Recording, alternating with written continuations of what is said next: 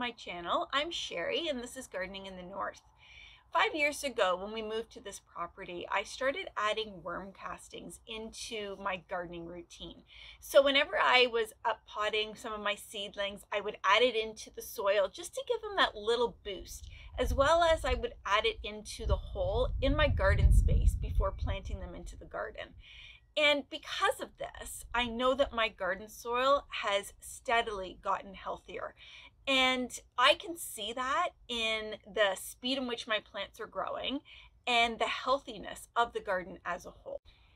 The great thing about making worm casting tea is that you don't need to have a worm farm. You just need to have worm castings. And so last year, I had gone out and bought 3 new bags of worm castings that I was going to use in my garden. And my youngest puppy decided that she was going to tear those bags up.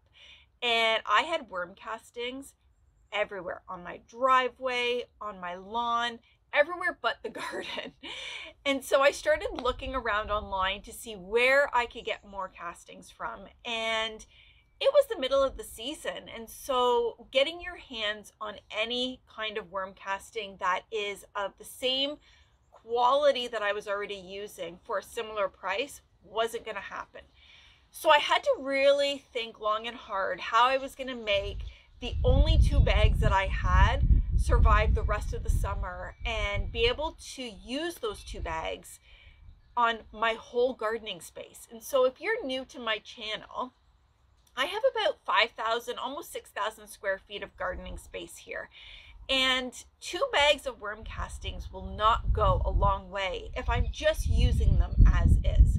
So I went online, did some research, and realized that I could make a worm casting tea and actually spread the 2 bags that I had throughout my whole garden and make those 2 bags last all summer. And so what I want to share with you today is how I make my worm casting tea. I want to show you some of the equipment that I use, but I also want to give you some options other than the equipment that I'm using if you can't get your hands on them or it's just not in your budget.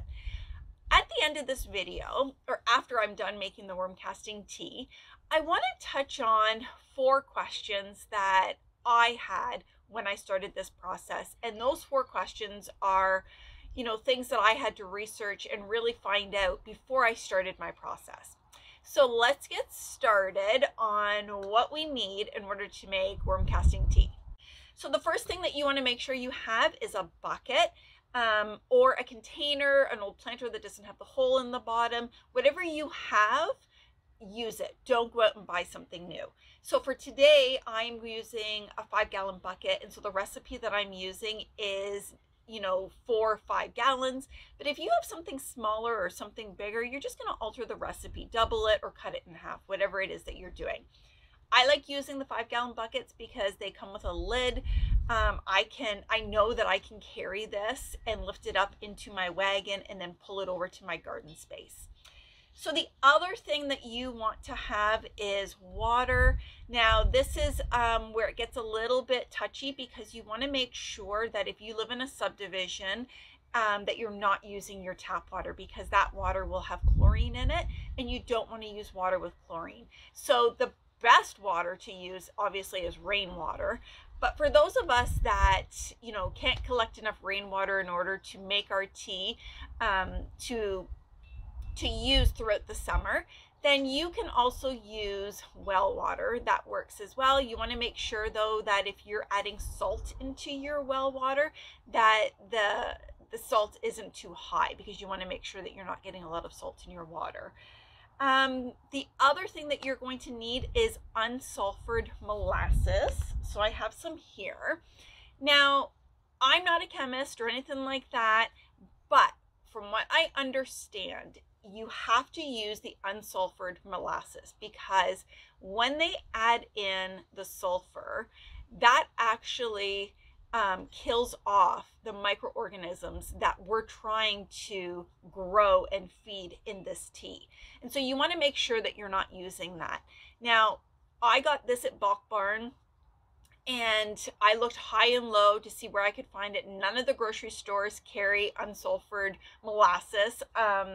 I looked in all of the ones near me. I looked on Amazon and it was really expensive. So I ended up finding this at Bulk Barn. Now be careful when you go there because they do have the fancy molasses, which has the sulfur in it. And then they have the unsulfured blackstrap molasses as well. So you want to make sure that you're purchasing the right one. The next thing that you want to have is some kind of mesh bag.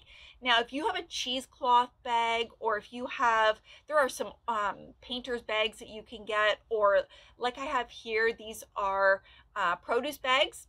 And so I've just doubled them up. And this will act as your tea bag. So I doubled it up only for the simplest reason that I don't want my castings floating everywhere and having a big sludge in there. I really want it to steep in this bag. And so I use this, works fine for me. I rinse it out, and the castings that are left in here at the end of making my tea, I've done numerous things with them. Sometimes I just dump them into a planter. Sometimes I throw them into a bin to let them dry out and then add them to my seed starting mix. You can really do whatever you want with them. The next thing that you're going to need is the worm castings. So if you already use a worm casting that you really like, then I would just stick with that and use it. I can recommend two to you that I've used before that I have loved. The first one is Jocelyn's Soil Booster, and that is a Canadian company based out of here in Ontario where I live. And I used to buy her worm castings off of Amazon, and they were amazing. Now I have since changed to Pure Life, where I can buy these bags at any home hardware. Anywhere I go, they carry them. And the reason that I've switched from Jocelyn's to the Pure Life is solely because the quality of these worm castings equal Jocelyn's in my mind, but the quantity of the bag is so much more that I decided that this was better for me. Now, this also is a Canadian-based company here out of Ontario. So the next thing that you're going to need is either a mixing spoon, or you're going to need an air pump. So if you have an aquarium, you might already have an air pump. If you don't run out and grab one. You can always use your mixing spoon. Now, you want to make sure that you are mixing it every 5 to 7 hours. And the reason for that is you don't want it to get stinky.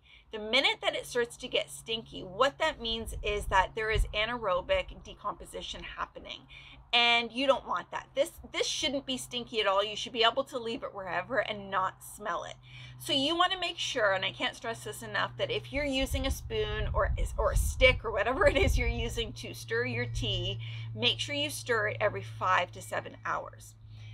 The bonus of having an air pump is that you can turn your air pump on and leave it on for 24 to 72 hours and let it aerate your tea for you. You don't have to do anything. You can just come back when you're ready to use it and use it.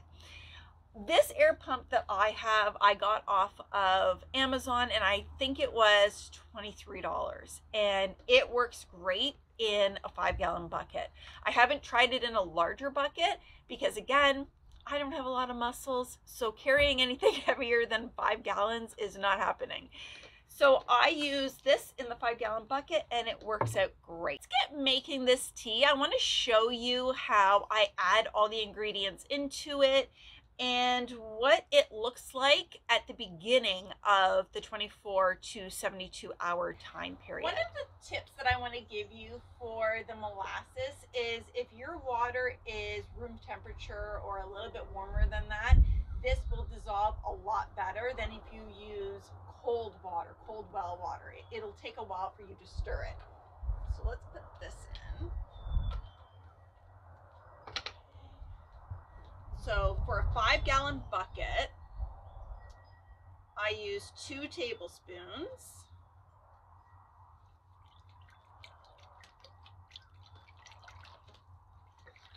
And again, this is food for the microorganisms to grow and thrive. Okay.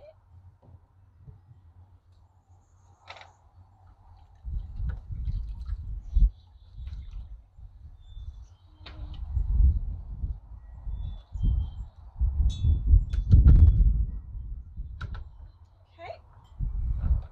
The next thing that you want to do is you want to add 3 cups of worm castings into your tea bag. So I have this cup here, or this bowl. I know that this is 1 cup, so I'm just gonna put it in. And again, like if you're a little over, a little under, it's not going to be the end of the world.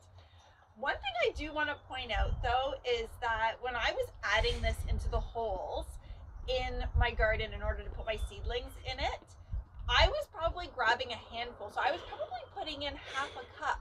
For a whole bucket full of worm casting tea, I'm only using 3 cups. So there we go. So I usually spin it. I usually tie it onto the handle here. And that just keeps it from falling in. And again, you can drop all of your worm castings right into your bucket. That's fine too. I happen to like using the bag. Some of it will come out, but the majority of it stays in my mesh bags. Okay, and so like I had mentioned before, if you don't have an air pump, you have a spoon, you have a stick, you can just give it a stir. Okay, so now what I'm going to do is I'm going to plug in the air pump just to show you.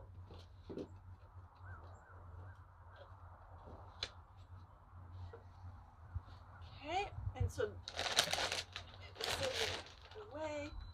So this air pump came with 2 of the bubblers, and it comes with these little suction cups that I can move around, so I can have 1 on each side, and that's it. I'm gonna leave this to sit for 24 to 72 hours. It always depends on my gardening schedule. So if I was to make this on a Thursday night after work, knowing that I'm going to be using it on the weekend, I'd probably use it Saturday morning or Sunday, depending.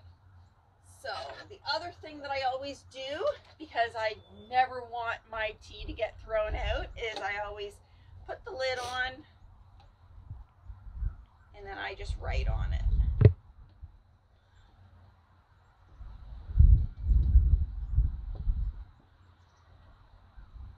And that's it. At the beginning of this video, I mentioned that I was going to touch on a couple questions that I had prior to making my worm casting tea. Questions that I know you're going to have as well. So the first one is, once I have my tea made, how do I use it in my garden? So the first thing that you're going to do is dilute it, and you're going to use 1 part tea to 3 parts water. And so out in my garden, I have a really large water barrel that I will dump this whole bucket into and then add 3 more of water, just plain water. I'll stir it up. I'll then take my watering can and I just plunge it into the tea, fill it up, grab my coffee, and I walk around and water the garden. So the second question that I know you're going to ask is, okay, so I dilute it, I start watering it. Is this going to burn the leaves of my plants? And the answer is no. All last summer, this did not burn any of my plants. Now, you want to be careful when you're watering your garden. You don't want to water it when the sun is beaming down on it. So you want to take that into consideration as well. But what I can tell you is that if you decided to use this tea at its strongest state and you didn't dilute it, it still would not burn the leaves of your plants. So the other question that I had was, okay, how often can I use this tea in my garden? And so for vegetable and fruit gardens, you can use this once a week. For flowers and other things like that, I was using it every 2 weeks. That seemed to work really well for my garden, and I think that if you start with that kind of ratio, then you'll have success. And so the last question that I had was, can I make this tea and steep it in the middle of summer in the summer heat? And the answer is yes. Of course you can. So I was making my tea last summer in the shade of a tree. It did get a bit of sun sometimes, but the majority of the time it was in the shade. And I just had an extension cord going out so that my air pump could work. For those of you that aren't using an air pump, but you're using a stir stick or a spoon or something like that, you just have to make sure that you go out and stir it every 5 to 7 hours. Now, if you're not using an air pump, you want to make sure that you're putting your bucket somewhere that is convenient. Because if you have to walk to the end of your garden to get to this tea, I guarantee you that you are not going to keep on track with the 5 to 7 hours. So that concludes my video on worm casting tea fertilizer. But I just wanted to take a quick second to talk about the comment section in the YouTube videos.